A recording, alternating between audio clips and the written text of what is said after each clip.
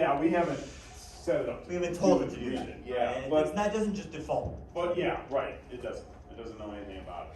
So that's kind of what the issue is. And again, because when you're doing it through PHP and the Apache server, now it needs a database password because it needs to know, okay, It needs to know how to get in. Yeah, who is it? You know, who are you accessing? And that's what that dbconf file, which we'll go over next week, is all about. Because everyone's dbconf file is different. Okay. Because they all got different passwords. Oh, okay. You will probably come up with something more ingenious, and I'll be jealous, but We'll see what happens. I'll just expect to be jealous, and that's where I'll leave. I'll see what it does. I'll be like, oh, that's because you probably will. You're probably somewhere you're like DB. Everything will be done. Yeah. Okay. How many emails did you wake up to that? What's that? How many emails did you wake up to that the quiz was not open? Yeah, it was not fun. I didn't mean to do it, but yeah, maybe 7, 8. It was okay. It's kind of funny for me submitting my homework late. So. I finished the chapter and I was like, I'm ready. Wait a minute. And everyone was just doing exactly what I said to do. Do it on that last day. Everyone's doing exactly what. So for the first time, you guys actually did what I said to do. No, I'm just kidding. And yeah, sure enough, it was my fault. I had timed out 7:30. I didn't know why I did that. But we had the Discord, so Yeah, at least there was the camaraderie Discord was going on. and hey, did you guys experience this or did I just get screwed? Like, you know, like, and then it was like, and I looked at it because originally I thought maybe he thought I maybe accidentally submitted it, and I was like, let me look at my grades. Nope, not there. Just not here. Right? Like. Yep. I know, and I apologize to you guys. That's why I thought I was making it till 11:30 tonight that way, because I was going to do it I thought, well, I'll just do it till 6, and I thought, well, that's not really fair because people are working and stuff like that, and so, you know, what's it matter? It's my screw up, so. Yeah. And, I mean, it's a fast enough test that if, for databases, it's like, okay. So I just said, heck with it. There you go, 11:30 tonight, we're good. I'll own my mistakes when I make them. Which is more often than I'd like to say. I'll be honest with that. Okay, let's go ahead and get started. So what we're going to be talking about tonight is databases, and I'm going to be honest, I'm going to be very straightforward with you right off the bat that this is not a replacement in any way, shape, or form to the database class that's taught here at the college. It's 15 weeks long. This is a very top level look at it. It's really designed for those who really haven't messed with databases at all. Kind of just here's like a top level to look at them. If you really want to get into databasing and really understand it thoroughly, obviously you want to take probably more than just even the database class we offer here to really get into it. But that, I mean, some people after that class, just not to interrupt, but after that class, you can definitely get a database job. Like that class definitely. Yeah, I don't know. I've never. People have done it. I've taken database classes. Well, I only took one actually in my career, and it was all using Access. But the thing is all I'm trying to say is what I go through tonight is very top level. It's enough to get us to what we need to do, okay? But not enough to sit there and say, oh, you can be a database administrator now because you had a 2-hour lecture on database. That's just not even remotely close. So I'm just going to start going through some of the first the terminology a little bit. Again, remember this is top level. So relational database is the database that we're going to be working with. And what they mean by that is we have data that's divided up into things called tables. And I'm going to talk more about that so it'll make more sense as we go through it. But if we had like a college database, you'd have a table that would be students, and you have a table that would be classes, and a table that would be faculty. And you could actually have relationships with these tables, so you can basically say, okay, this student, how many classes do they have, and what are all the faculty members for those classes? That's an example of how relational databases work, is you just have multiple tables that have similar information. We'll talk about that with normalization. And then you run what's known as queries, select queries, which we're going to be looking through, and we can get information from multiple tables and actually see our results. And they're very extendable. I mean, you can really do some crazy stuff with relational databases. Probably one of the more common ones. I mean, it's almost everything that I've messed with except for the NoSQL databases, which are the exact opposite, but that's a different story. A table, sometimes known as an entity, I always call it a table. that is basically just the table information. All database tables are what I call two-dimensional information, which means they're rows and columns. That's it. That's what two-dimensional information is. Okay? Is anything can fit in rows and columns, which all database output's going to be in rows and columns. No matter what you write, it's going to output that. So if you query 15 tables, good luck writing that query, you're going to get that result. That's what it will be. Okay? It'll be rows and columns. We'll talk about what that stuff means. Then we get into fields. Fields in the sense of the columns. So this is the field right here. And the fields, well, I can't spell. The fields will have names to them. Like this one might be first name, that will be the head of it. When you pull your data back. And then it will have, the first names of all the people in your record. So this is the field, which is the same thing as the column. Okay, and they're named. And then these right here are known as the record, or records if you have more than one, and or rows. Okay, and so when you're pulling back a database table and say it's this big, you have basically, you don't count the first ones, you got 1, 2, 3, you got, basically a 3-record return. That's what it is. So, because we're going to be looking at that when we start getting into actually pulling data back a lot. And so just understanding how this stuff actually works and what the names are is important. So records are just how many rows they have, or you can just use the name rows, since that answers the only question. But how many of them do you have in that table? That's basically what you're pulling back. And we're going to see where you can limit the responses and all that type of stuff. You have the primary key, and so what that does is on a table, most tables have this, but you don't have to have this in the table. But you have what's known as a primary key, and it's usually, but not always, okay, it's usually the first field, and it's usually, but not always, a number, okay? Now for ours, they're going to be very simple, well, except for the screenshots app, but for the most part, ours is just going to be a simple number like 1, 2, 3, stuff like that, nothing crazy. And the thing about a primary key is it must be unique. That is 100% requirement. It must be unique for every record. So every record that you have to have a unique primary key. All right. In most cases, it's a number. And when we create these tables, it's known as auto-incrementing, which means that every record it creates, it auto-increments and adds a new number. Okay. But in our circumstance, it's just going to be 1, 2, 3, 4, 5, whatever. And then say, for example, you delete this record, and say you have 4 and 5. The next one will actually be 6. 3 would never be used again. That's from creating a table. Okay, just so you know. So primary keys, the big thing about them is they have to be unique. And they uniquely identify a particular row. So when we have something like this, and you have this customer numbers, you notice that they're all unique, and they represent certain amounts of data for these customers. Here's an example. Okay? And when we go through normalization, you can see where that comes into play.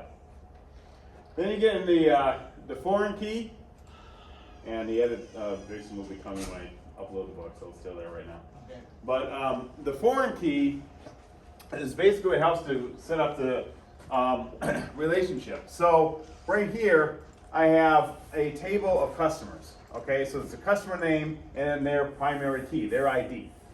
Customer IDs, a lot of times IDs are obviously going to be primary keys.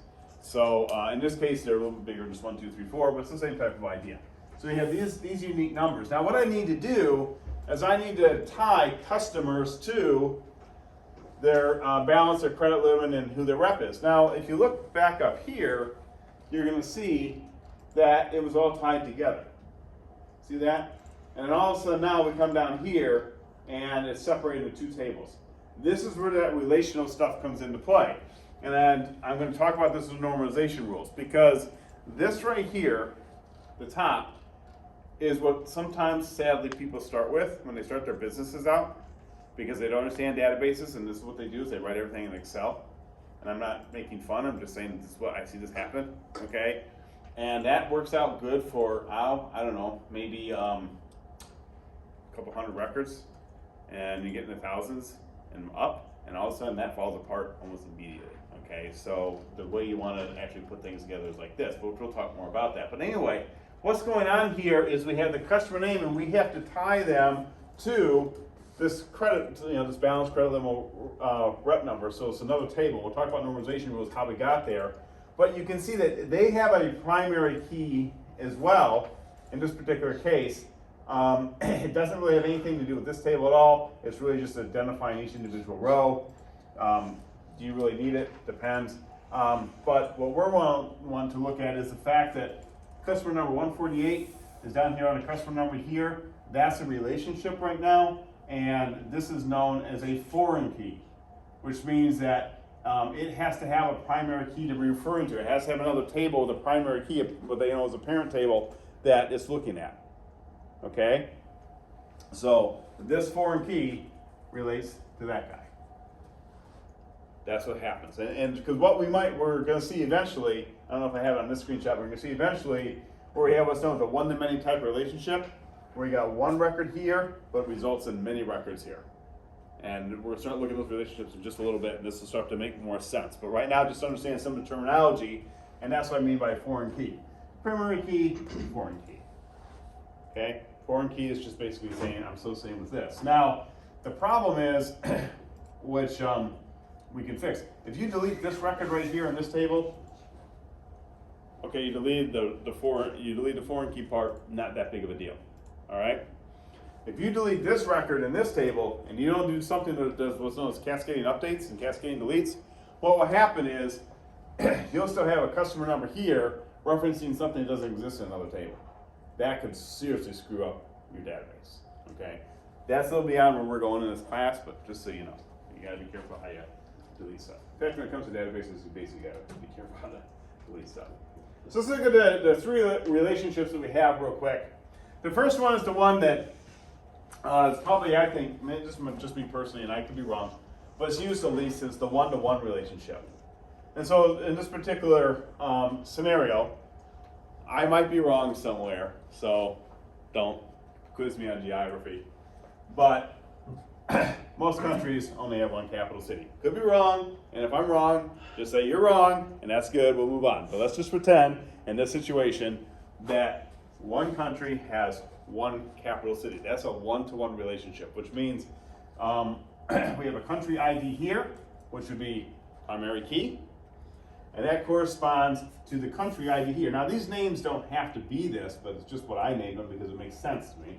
Okay, so we have this country ID here, and that's for the capital city. So this basically just ties the capital city to this country. And the thing is I could query this database, and no matter how I just query it, whether I query this one or query that one, I can basically get the capital city for every single country, even though they're in two different tables. Why? Because I can write one SQL command that can get all that information. Because that relationship is there. Because there is a ID, let's say this is ID 1, and it exists somewhere in this capital city. Or it should, because we're supposed to have it set up that way. But that's a one-to-one, which means it's not going to go any further than that. It's typically written like this. I won't get into all the ERD stuff, but just for simplicity's sake, when it's a 1, it's basically a horizontal line, a straight line like this, horizontal line, straight line like this. That's usually meaning 1. So it's 1 on this side, 1 on this side. That's what that means, and that's just showing where it goes. It's also important to understand that this line right here basically is in line with the ID, and this line right here is in line with the country ID. And that's important because when you're doing what's known as an ERD, entity relationship diagram, it's very important when you diagram the stuff together, because yes, that will be your homework, part of it, is you have to make sure that this, when you look at the diagram, this matches this. What I have students do a lot is they do this to this.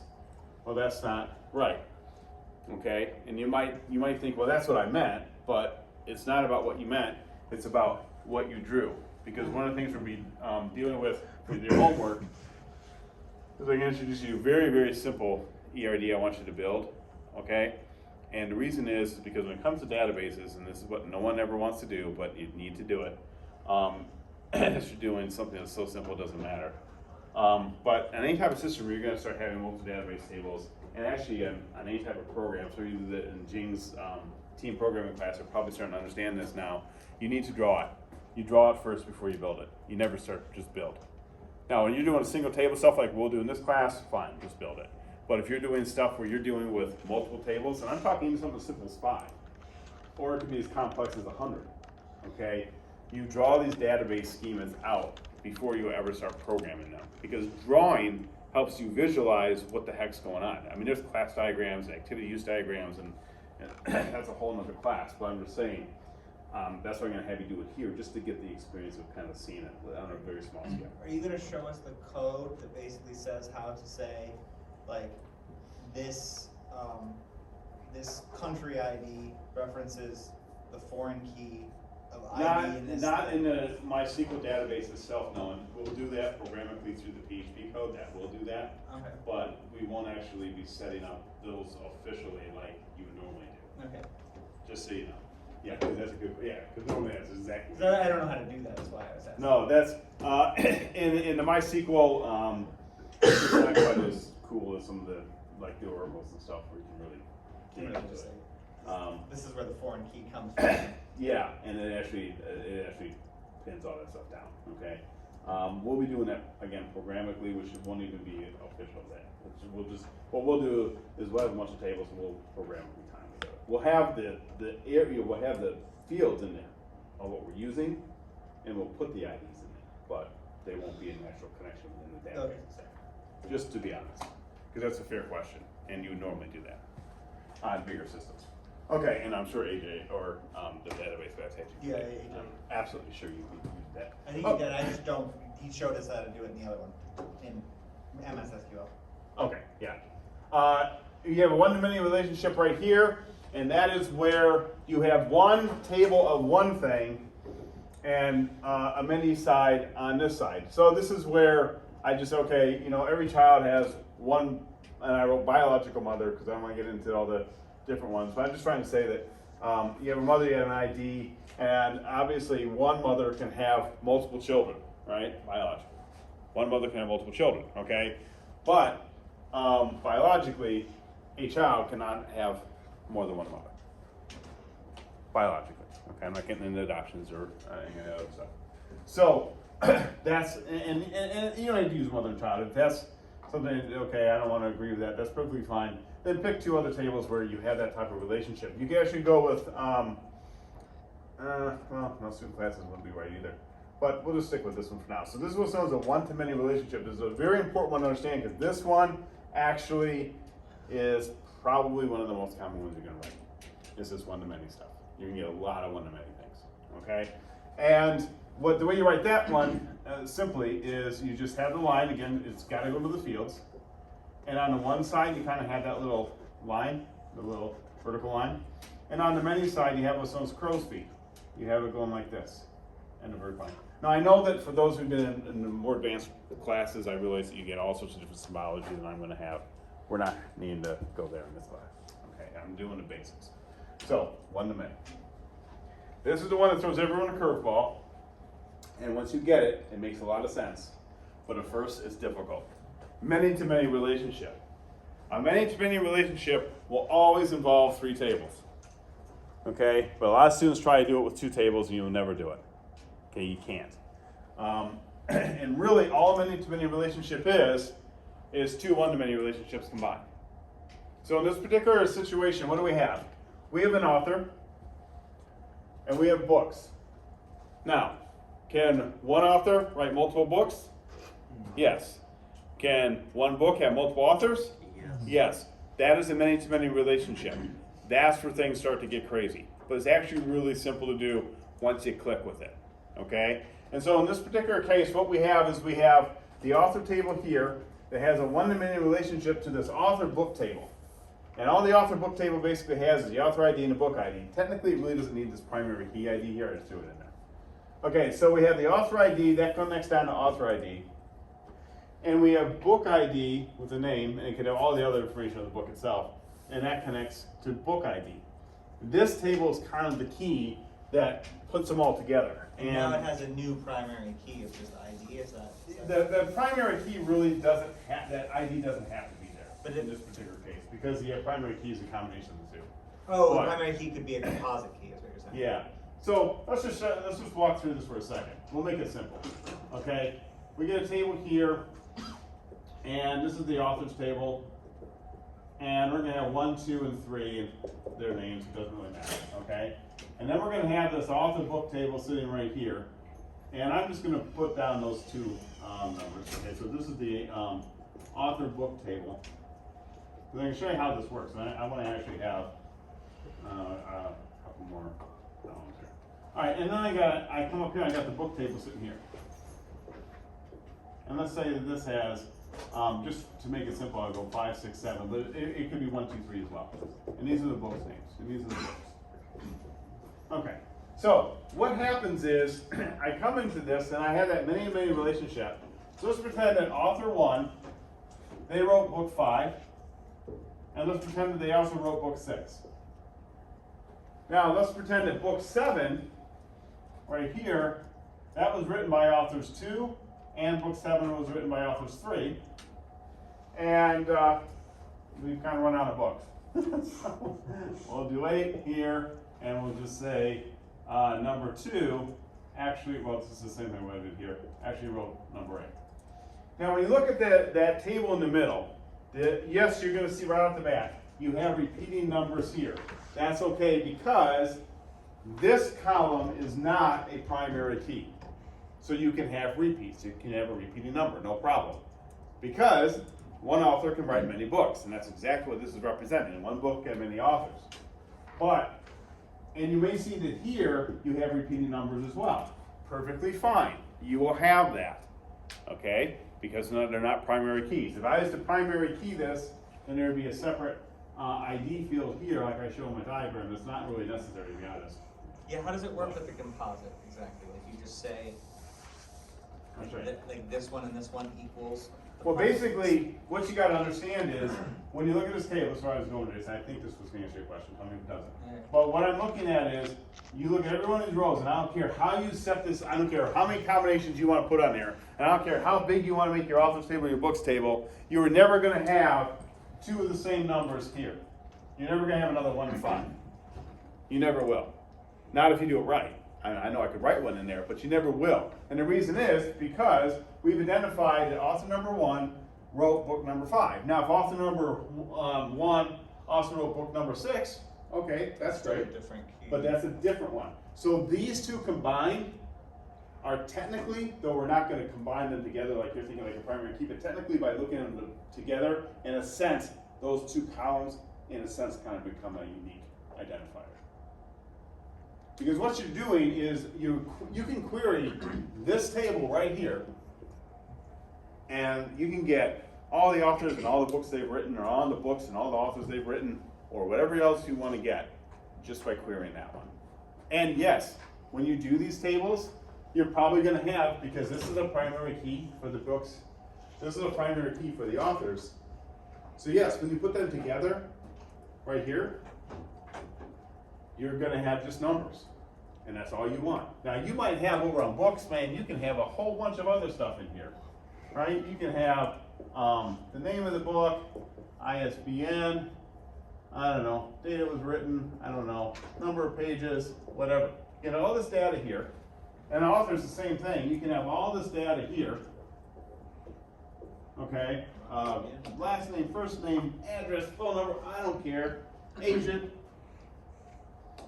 But this table is just going to have those two numbers because that's all I need. If I know this, just like if I query this table and say, and I know what the ID number is of the first author here, which would be number 1, I can just query and find, I can query this table and get all the book and author information for author number 1, or for author number 2, or for whatever author I want. Or I can get all the authors and all their books. This is the way you set up what's known as a many-to-many relationship.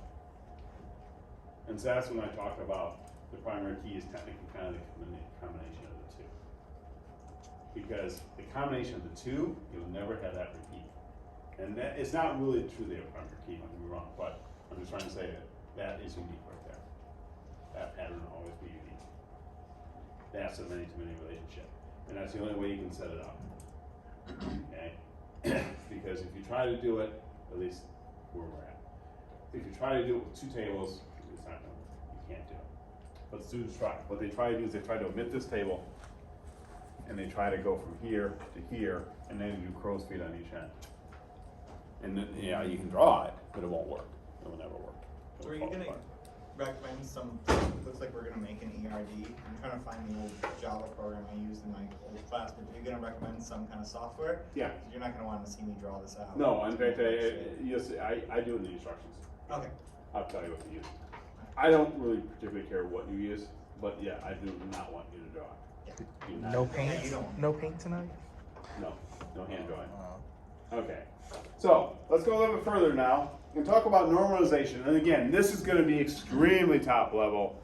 I don't know how much time they spent on database class on this, but probably was a lot more We than had like 15 huge minutes. homework form things Yeah. that we needed help with. So it gets very involved. So please, those who have taken this class, keep in mind, I'm not going there. I am just taking it down to a very kind of root level. Here's kind of what they're talking about in general. They're kind of fun though, to be honest. Yeah. I don't remember them. But they're fun. Okay. No. Well, what normalization basically is there's the first, second, third normalization rule, and basically what that does is it's a way of looking at your data tables and dividing them up so that you have them properly distributed across whatever many tables you need to have.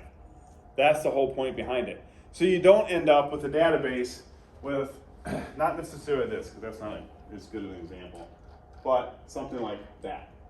Okay, with a database table, it's going to have a bunch of repeated names, a bunch of repeated titles and stuff or whatever. Now this is simple. This is just films and actors, and it's already getting to be a mess. You can imagine when it gets bigger.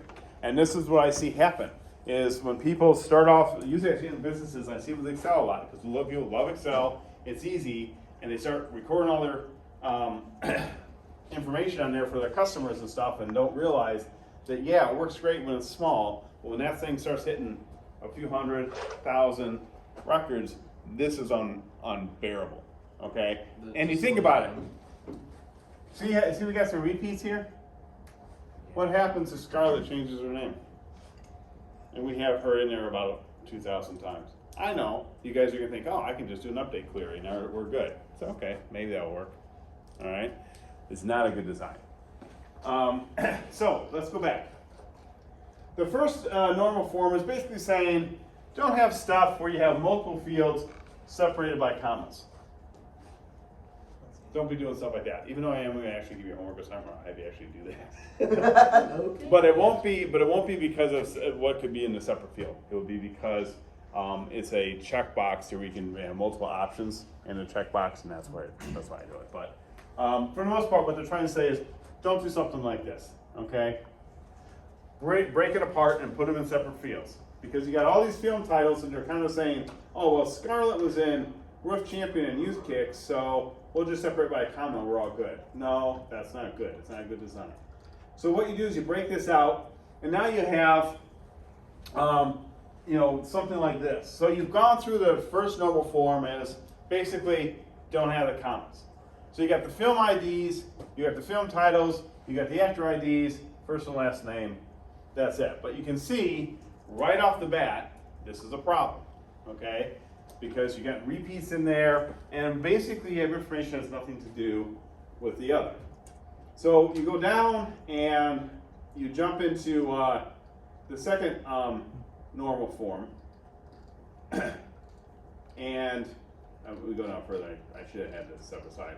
You come down into here, and what you've done, which is what you should do, is you realize, look, actors in films, actors appear in films, films have actors, but that's it. They're not like really the same category, okay?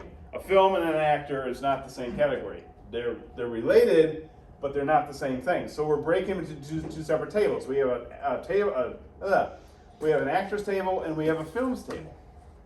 Okay, now that makes more sense because films should be in the films table, actors should be in the actors table in this particular diagram. So this is what we're doing is we're looking, and the language that's written is a little kind of, but basically, second normal form, because relying on anything that is not film related to access film titles is a violation of the rules. So basically what we're saying is you don't want to have stuff combined like this. For example, I wouldn't want to have one table that has students and classes combined. That would be really stupid. Are you guys in classes? Yeah. Yeah, you're in one right now, okay? And do classes have students? Yeah. Yes. Are you a class? No. Exactly. So it's a many-to-many. Well, it's a many-to-many relationship, I get that, but what I'm trying to point out is you're not the same thing, okay? But what I do should you- have a table that's about class information, that's classes. I should have a table that's about student information, that's students. Because a student is not a class and class is not a student. Yes, they have a relationship. But because But they're they're not the same. many-to-many, wouldn't you have to make a table with, because they're a many-to-many relationship, wouldn't you have to make a table with students and Is that what the third normal Yes, form you is? would, but that's combining a relationship. Oh, okay. Yeah, as student ID and class ID, you're 100% correct. Yes, you would. That's not what I'm trying to say. What I'm trying to say is the table itself that contains the data, not a third table, is just putting them together. That table that contains the data, that's where you don't want to have the classes in the same table as the students. That's what I'm trying to say. I will agree with you about that, and we'll look at that. Okay, because you're right. Is that what the third normal form is for? That's exactly what the third normal form is for. Is the third normal form basically says all 9 key fields are accessible by the table's primary key. It's in the short, and of course there's a whole little paragraph about it. I'm just going to try to explain it. So we take a look at this, because here's exactly what Jason just said. What we don't want is we don't want a bunch of repeating. If you start repeating names that are the same person, or you're repeating movies that are the same movie title, you start repeating things, you've got a problem. Automatically, you start to see dual entries in a database, you start to see 2 Scarlet Bing, you know you've done it wrong right there. Because it should just be 1. You take Scarlet, and Scarlet, and Scarlet, let's say, is in 100 movies. Scarlet changes her name. I don't want to go through all those 100 movies trying to find what one she was in, or 1,000 movies and find what 100 she was in. So No, I change her name right here, and any query I write after that, it's going to automatically have that name change. I'm done. You'd rather duplicate the ID, because the ID, it's But just- right, but the ID is just referencing this. Yeah. So to duplicate the ID, big deal. It's just an ID, it doesn't Right. matter. But that ID points to something, and so if I change the name here, anytime that thing gets queried again, that ID's been changed because it was, well, the ID number has been changed, but the data that relates that ID has been changed. It makes it really, really simple. Same with the film title. Why they change the film title, I don't know, but the thing is it's the same idea. Because it will happen is you're gonna have to change something. You don't wanna be searching for every little Scarlet or every little Michael that's in your database, okay? Especially if you happen to have, I mean, let me ask you guys this. Is there any how many Mike Smiths do you think exist in the world today? A million? Yeah, I don't know, but probably more than one. Can we at least agree there's more than one? Okay. Might find only one Scott Shaper, because my last name is kind of unique, but Mike Smith, probably gonna find a lot of them, okay? Now, if I did this data table, and I have a bunch of Mike Smiths that are different Mike Smiths, and I just have that, and now how do I change one of them once their name changed to Michael? How do I know which one it is? Without doing something like this. If I had them repeated. You see the problem? You're gonna be changing people's names that didn't want to change. Okay? But with IDs, With IDs, it's simple because you just change, say Mike Smith is here and another Mike Smith is here, and you know that Mike Smith 185 is when you're changing because there's other criteria. You change it there, done. But on the other end, how do you know which ID to reference? You can actually query that pretty easy because you'll know that in your scripts, but you can actually get the table IDs. It depends on, again, if you don't necessarily know, there's a lot of tricks to what you can do, but you can search for the IDs specifically based upon names, and you can come off of that and grab the ID. Yes, if you have a bunch of duplicate information of just Mike Smiths in here, you got a problem because you're not gonna know which one it is. Then you want to have some other alternative information like an address or something like that. So you can Okay. differentiate. You can differentiate it, right? Because then you're gonna have a problem. Because then you might not know, well, how do I know it's that Mike Smith? Yeah, right. Then you hope they have a phone number, birthday, email address, something like that. Which then could open up your argument and say, well, then Scott, I could just change them all, do an update query. If I have 100 of them, they're all gonna have 100 different emails. So I say, okay, I guess you could do that. But it's still not good practice. What you're trying to do is you're trying to get this table to just list the actors. That's it, and their ID numbers. just lists the fields. That's it, and RD numbers. And because it will be a one-to-many relationship exactly as everyone you just identified, then yeah, you get your repeating numbers here and your repeating numbers here, but this doesn't really matter. But if you look at this table, do we have repeating numbers over here? Yes or no? Yes. Yeah. Do you have repeating numbers over here? Yeah. Yeah, you can see right off the bat. Okay, but look at these two fields here. Do any of those have the same number here and the same number there? No. And they never will. Not if you do it right. Of course, you can make it do whatever you want, but if you do it right, they never will. And it seems weird. You know, thousands of records, you'll never have a duplicate. No, never will. Not if it's done correctly. Well, if you did, it would be pretty confusing.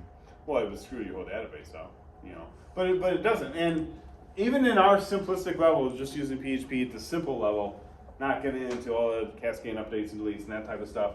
When we come into this, you know, once we, you know, in coding wise, what you can do is you can, if you're adding, say, somebody new, is you add them new, you get their ID, and then you can go into this and you can just update the table, of course, with whatever root they have. I mean, scripting wise, it's not really a hard thing to do.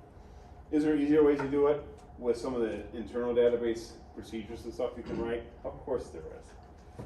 But this is just, we're looking at a very top level, not having some of the cool little tricks that the bigger databases have, and just looking at, here's 3 tables, and we're going to program them to be tied together. But that will be next week. This week we're just going to kind of see how these tables work. And all I'm trying to do with this normalization lecture, again, is not to replace the weeks you guys did this in, but just to kind of give you a top level. This is kind of how it breaks down. Okay. Basically, just look for non-repeating stuff and just make every table kind of organized to what it does in your plan. You're not going to be doing any high-level stuff. Okay. Wait, one. Go ahead. First normalization form is not having 2 things in a field. What's 2 and 3? Okay, Just a quick so summary. yeah, that's fine. So the first one's not having things in the field. The second normalization form is not having 2 different categories in the same table, like films and actors. Okay. I That's got that. that's number 2, which breaks it down into this, and then number 3 gets into don't have any repeating stuff. So if you, because you're gonna have many relationships, that's what gets your repeats. That's basically number 3 is break it down. I'll break it down and then, okay. That's all it is. Okay. You're not in this class for our stuff, for your homeworks. You're not going to be dealing with multiple tables. You're dealing with like one. I don't think I have any multiple table ones in here, because we're not trying to get that crazy with it. You're going to mess with it a little bit tonight with this homework, and that'll be about it. I don't think I'm lying about that. I'm trying to remember all my homeworks that I've assigned. I don't think they all will be on 2. I think. Pretty sure. Maybe up 2, but I think they're all just 1. Anyway, you don't have to get this book. Please don't feel you have to get it. I just mentioned it because I think it's probably one of the best. It's old now too. It's been around for a while. I bought it a long time ago, and it's one of the best books I found because it's just like, here's the command, and here's what it does. Moving on. You know, it doesn't get into all this theoretical detail and all this crazy stuff. It's just, here's the command, and here's what it does. Let's move on. And I love it because I can just look it up. It's all right there. Okay. Granted, you can get all this stuff on the internet too. Okay, so we have a couple commands that we can start off with. Now, the first one, don't use. Create database, because I don't believe, unless you tried it, Jason, I don't believe on the russet they're going to let you create another database. You basically have one. Now, on a real system, you absolutely can create a database. So a database is basically, it's kind of symbolized like this. A lot of times you'll see it's like a cylinder. A database is a collection of a bunch of tables.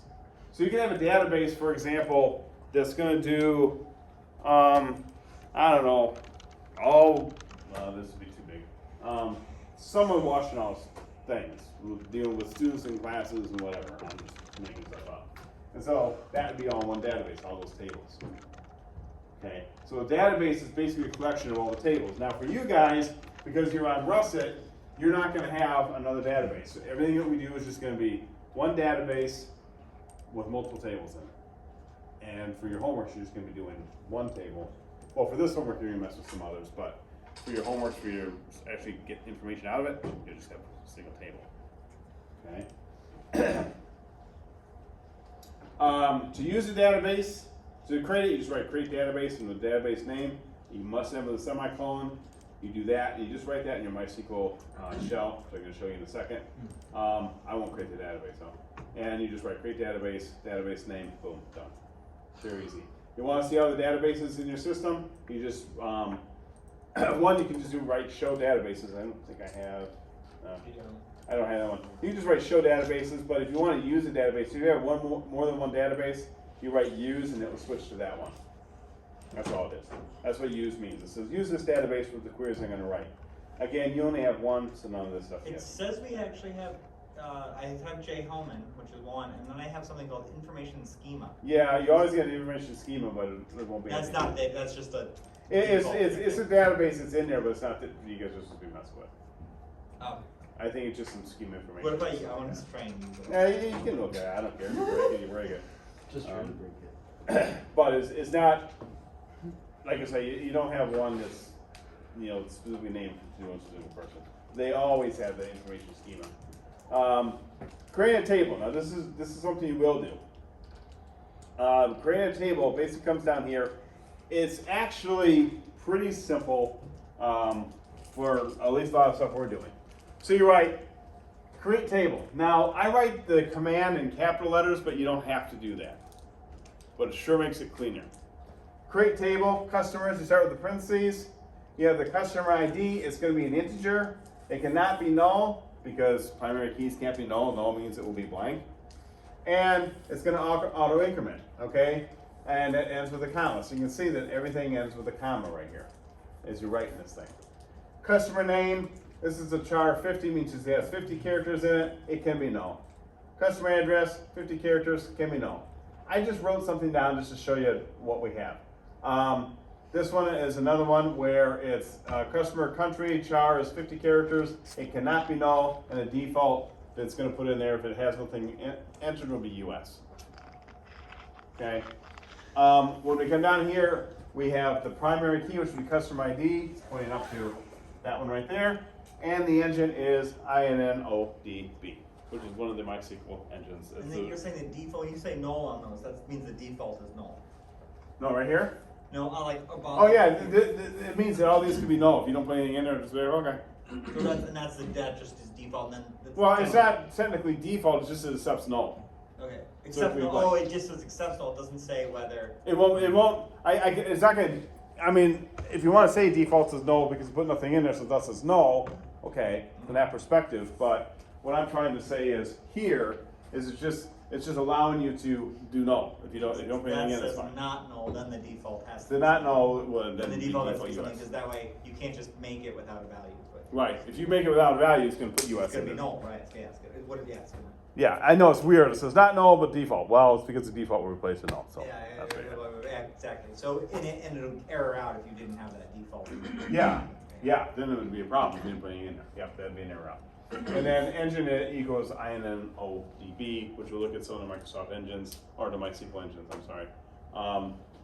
Now, let me talk about tables, because when you write a table, there's two ways you can do it. The hard way and the easy way. The hard way is you're writing this entire thing as one big long line in your shell commands, just writing the whole thing all the way out. Because one little mistake, and it's go MySQL error, and it won't even tell you where it's at or what you did. It's just wrong. Okay, and then you get to hit your back up arrow key, bring the whole thing back up, look through it, see what you did wrong. It's just wrapping through the screen and trying to figure it out. That's the hard way. What I recommend you do is you got like a beautiful test code sitting right here.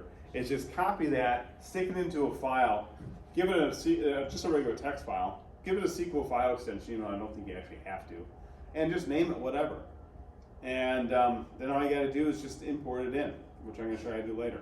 That way, if it's wrong and it screws up, well, you know what? All you got to do is just How do fix you it. access the SQL shell? I'll show you. Just type in. We're not there yet. Sorry. We're not there yet. I'll show you in a second. No, because I haven't pulled up the numbers. No, I'll show you. I'll show you. We're just not there yet. I'm getting through some of this stuff and then we'll get into it. Drop a table. Drop table name, drops that table, completely deletes it. Structure, everything gone. Remember this about SQL. It will not ask you. It doesn't care. There is no recycle bin. This is old school. It's like, no, we're gone, bye. And I'm not going to say anything about it because you told me to do it, I'm going to do it. It doesn't care, okay? So be careful about that. So drop table will actually drop the table, the structure, the data, everything. So be careful about this command. Remember, they're all have a semicolon. So if I were to say drop table, and let's just say I forgot the exclamation point because it would ask me for Then my what error? graph, right? No, we would just. Oh, say, you're I talking want about, I'm this sorry, everywhere. How would exclamation point, you mean you're talking about semicolon, right? So let's, yeah, sorry, that's semicolon, that's what I mean. I'm sorry. So then what would I do to now say, okay, I don't want to drop that table? Like, Then don't write the command again. You got lucky. Just Control C and, or, well, I mean. Well, it's because gonna- once I semicolon that, it's gonna let it do it, right? It's gonna. Once the semicolon is done, but if you don't semicolon, it's going to give you an error, put you right back to the prompt again, so you're good. You don't Well, need to it Control C. gives you a second prompt. It's waiting. If you do it and then you semicolon it, it'll say, and then you can semicolon it afterwards. Trust me. Oh, yes, because what is, it's waiting for the semicolon. It's waiting Then for you the Control C. Okay, let me show you what you're doing. You're exactly right. I see what you're saying. Okay, so we come down into here. I know because I did this If earlier. you just write, so if you SSH into the server, and you just write MySQL, that's all you gotta do. You're gonna get this, which I know is MariaDB, Maria and MySQL beers, okay? You'll get MariaDB. I'm not sure what you'll get here. I don't know if you get that. That's your username. My username. Okay. Just try it. But you'll get this. And so now you're into what's known as a MySQL shell, which means you can write all these commands I just gave you. All right? But I'm going to show you something. So if I go show databases, this is what Jason was doing. You're going to probably get something like that. Information schema and then a database with your username. Okay, the one you want to use and the one that you'll automatically be using because it's sitting right there is going to be the S-Shaper one. So don't bother about information schema. You don't need it. Don't even need to screw with it. Okay, so let's go further though. Let's do show tables. That's all the tables. And by the way, as was discovered earlier, when I gave you that PHP script, the PHP MySQL script, I used a table called customers. And now I give you the information where you can actually practice these queries. Stupidly, I have the same table called customers. So if you try to put that in there, it's going to say that table already exists. Well, since the PHP MySQL thing is all done and over with, just delete that table out. Just drop table customers, and then import your new stuff, and you'll be good. All right. I don't know if you guys came across that or not, but that was a problem. Okay, I'm going to change that later. So anyway, let's do what Jason's talking about. He's saying, okay, if you do drop table, you notice I'm not capitalizing these, okay, because you don't have to. And I'm going to do, I don't know, one that I want to get back easily. So I'll just do names. Now, if I put the semicolon there, it's going to do it. If I don't put the semicolon there, what Jason's talking about is that. Yeah. And I apologize. That's right. What it's doing right now is it's waiting for you to finish your command. Because you might be writing a multi-line command. And so it's like, what's your next line? It needs that semicolon. If you don't want to do it, and you go, oops, don't want to do it, Control C, then you're. It will do it. Yes. Okay, that's what it is. Okay, Yes. thank you. But that gets you completely out of the shell. Is there a way to do it without getting completely out of the shell? See that jump? That's gonna. Yeah, dump you that's out of it. That MySQL. jumped us right out of the shell. Gosh, that's a good question. I'm not. Because I was thinking, my thought was, if you Uh, get it, you not- could just mess it up. You could just totally mess it up and then semicolon it. You could say like drop, like don't drop, I guess. You could say, that way you're not actually gonna drop it, but you could say select whatever, and then you could just say, now you could just say a bunch of scribbly scrabbly stuff, right? Just scribble scrabble it, I don't care what you say. And now put the semicolon and it'll say Oh, command now not found. you could- yeah. Or now say. Oh wow. It says that you can do Oh, no, you backslash need- Well, C. it's something else though. What is You have this? a- Backslash C, I think. You have a quote in there, that's why. Backslash C? Yeah. It's talking about backslash Q. Oh, I googled it. It says backslash C. Right now you have a quote in there, that's why it's freaking out right now. You gotta end the quote. Okay. Now, yeah, see. We can do that. Okay, Yeah, you could technically do that. you just, yeah. I thought there was another one though, like command Control L or something. I guess. Control D is end of input, but I don't know if that works with this. Well, we'll find out.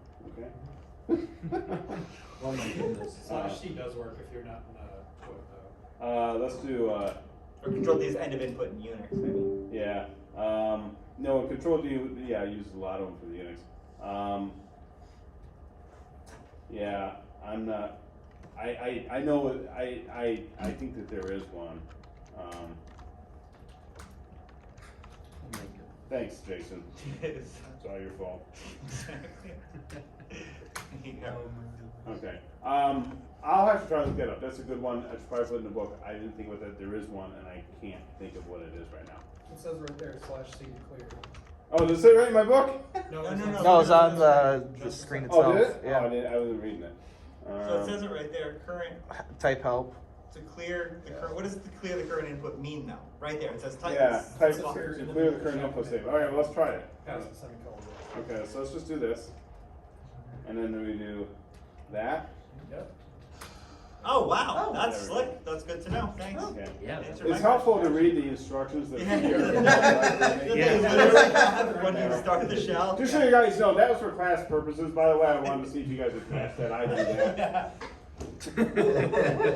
That's kind of cool. You know, this is exactly why I wanted to go back to programming, because I could sit in my office and screw up all day long and not a class full of people knew about it. And he's humble, jeez. I should just create a Twitter account and every night just Twitter out all the mistakes I make all day long, because that's kind of how it feels.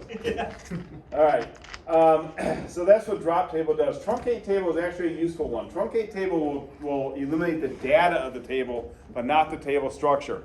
That is one you probably will use, because a lot of times when you're testing stuff, you're putting data into a table, and you're just testing stuff to see what's happening and then what you want to do is you want to clean it out because you don't want that data always to be there. Truncate table is your friend. Just go truncate table, table name, data's gone, but still got your structure, and they can test some more stuff. Okay, when I was working on a script that was literally like generating, this was not a nightmare. It was I had to generate XML files that would populate tables with auto parts for this auto part company, and it was all online. And there's a lot of testing involved in doing this process. I tried out PHP, this, it is, and anyways, that became my friend because I was truncating tables like all the time because I was testing. I wasn't trying to build it. Because you're talking thousands, actually millions of records by the time it's done, 7 million records. Show table structure, you can either do DESC or explain, and that one's actually kind of nice. So if I go explain, and I think I had a table called admin, and a semicolon, that's my table structure right there. That's actually really nice, because it's not showing me the data of the table, it's showing me what the structure of the table is. It's showing me what the field names are, it's showing me what type they are, it shows me whether they're null, it shows me whether what one has a primary key, what any default is, and then the extras. That's what explain does, or DESC.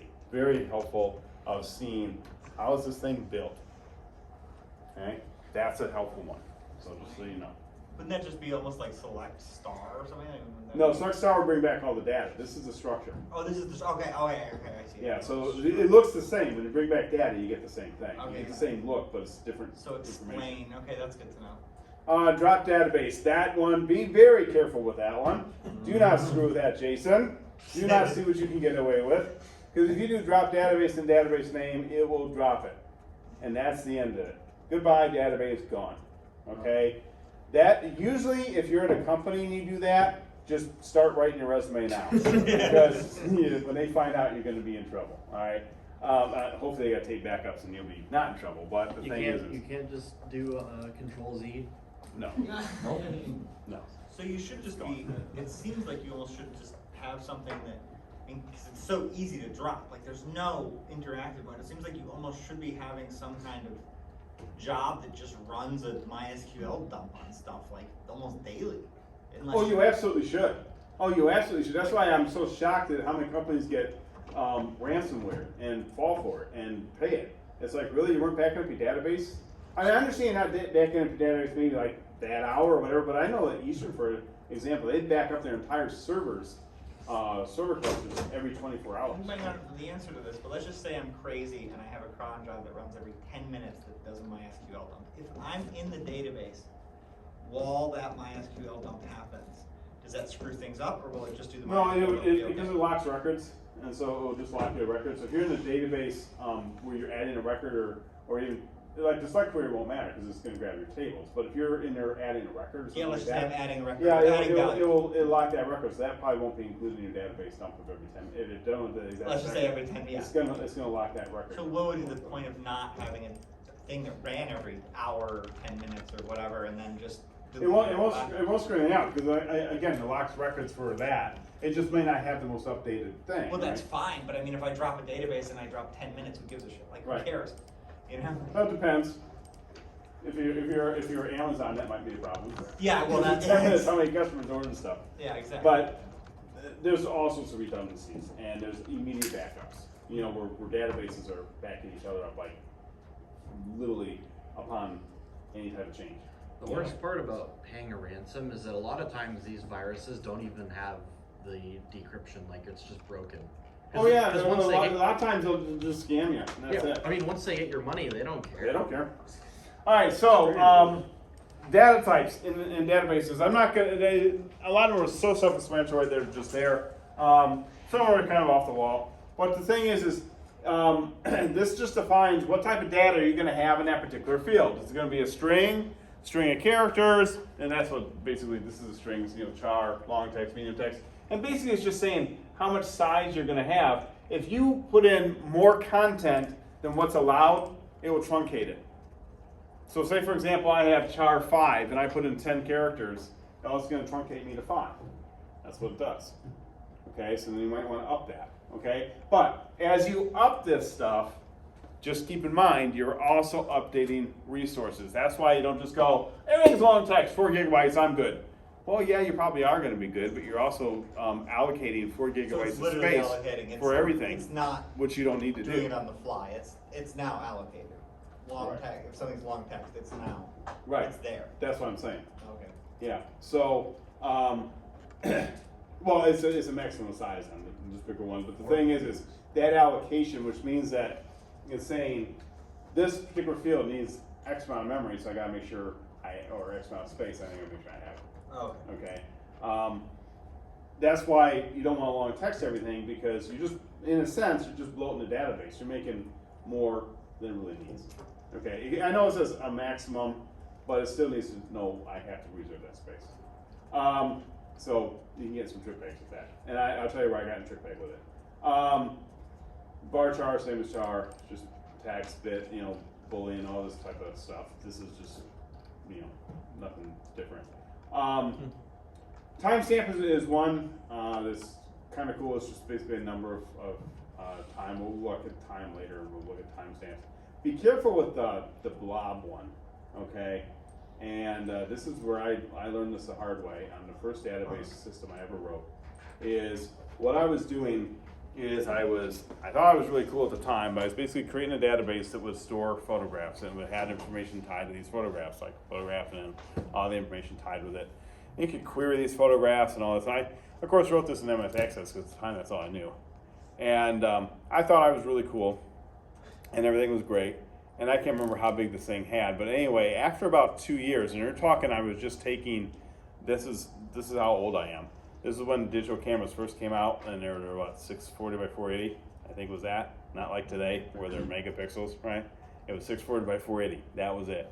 And you put them on a little disk, and it would go in this database program, and it would store them. And it was all cool. It all worked. It worked for about 2 years.